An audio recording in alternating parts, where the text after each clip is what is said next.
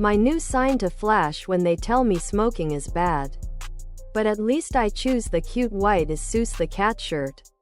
The only way this is true is if he was paid off, which we all know he was wanting people to die so he can fill his wallet up. What a great guy. Thoughts and prayers. That is what will save this country, been saving us through the entire presidency. Pence is a piece of garbage, a total liar, and a complete hypocrite. Yes, despite the popular beliefs. My boss President Trump says the coronavirus is generally harmless. Cute white as Seuss the cat shirt, tank top, V-neck, sweatshirt, and hoodie. Tank top, V-neck, hoodie, sweatshirt.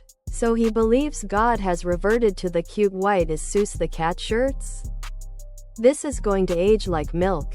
No, but lung cancer does. An independent fact. Treats fly like COVID. Does nothing. Denies it's there. Waiting for a herd. I mean, he's not wrong. Smoking isn't what kills you. It's cancer that does that. True. Just like how it's not jumping from a plane that kills you. It's the ground. He's a Christian. I'd say about on par for what they are.